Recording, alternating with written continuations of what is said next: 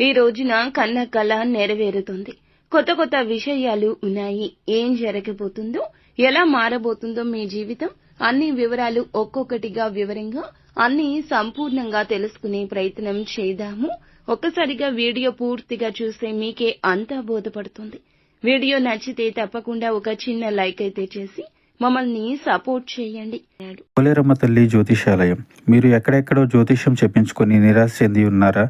అయితే ఒక్కసారి గురువు గారికి ఫోన్ కాల్ చేయండి. దూర ప్రాంతాల్లో ఉన్న వారికి ఒకే ఒక్క ఫోన్ ద్వారా వెంటనే పరిష్కారం చెప్పబడును. మీ ముఖము, ఫోటో, చేయి, పేరు, వయస్సు, గోత్రం వాట్సాప్ చేయండి. ప్రేమ, పెళ్లి, ఉద్యోగం, రాజకీయం, విదేశీ ప్రయాణం, ధనం నిలకడ లేకపోవడం, భార్యాభర్తల మధ్య గొడవలు, ఆస్తి తగాదాలు, అప్పుల బాధలు, స్త్రీ పురుషులకు పర్సనల్ గా ఎలాంటి సమస్యలున్నా పరిష్కారం చూపబడును.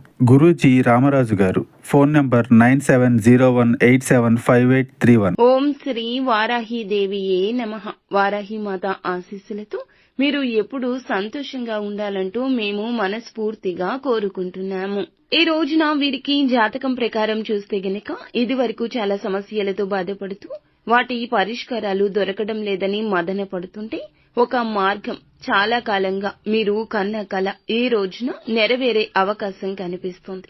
ఏదైనా అవకాశం కోసం చాలా కాలంగా చూస్తున్నారు. ఏదైనా బంధం కలవడం కోసం కూడా చూడొచ్చు.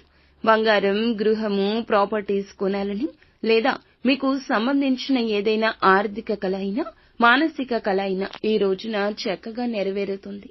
బడ్జెట్లో అనుకున్న విధంగా అనుకున్నవి ప్లాన్ చేసుకుని మీ మనసును సంతోషంగా మార్చుకోబోతున్నారు. ఒక చక్కటి ప్రాపర్టీ కూడా మీ ముందుకొస్తుంది. బంగారం కొనుగోలు చేయాలి అనుకునేవారు ఈ రోజున దానికి సంబంధించిన ఒక నిర్ణయం తీసుకుంటారు. ఇదే తుది నిర్ణయం అవుతుంది. ఏదైనా అవకాశం కోసం ఎదురు చూస్తున్నా ఈ రోజే బాగా కలిసొస్తుంది. ఏదైనా అవకాశం కోసం ఎదురు చూస్తున్నా ఆ అవకాశం కలిసొస్తుందని చెప్పొచ్చు. ఆదాయ మార్గాలకు సంబంధించిన అవకాశాల కోసం చూస్తున్నారా? మిమ్మల్ని వెతుక్కుంటూ వస్తాయి. ఒక్కో రకంగా ఒక్కొక్కరి జీవితం ఈ రాశి జాతకులకు మారబోతుంది. కష్టే ఫలి అనే సూత్రాన్ని నమ్ముకున్న మీకు ఈ రోజున దానికి తగ్గ ప్రతిఫలితం భగవంతుడే ఇస్తున్నాడు. మీ ఆనందానికి అవధులు ఉండవు. ఉప్పొంగిపోయే స్థితిగతులు ఈ రోజున కనిపిస్తున్నాయి. మీ యొక్క పరిస్థితి ఏదైనా కావచ్చు. ఉద్యోగం లేక బాధపడుతున్నారా? ధనం లేక, సంతానం లేక, పిల్లలు మాట వినక, ఇంట్లో సరి అయిన ధన ధాన్యాలు లేక బాధపడుతున్నారా?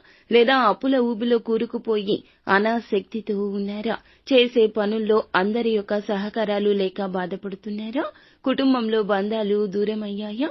మీ యొక్క స్థితి ఏదైనా కావచ్చు. భగవంతుడే తలచుకుంటాడు.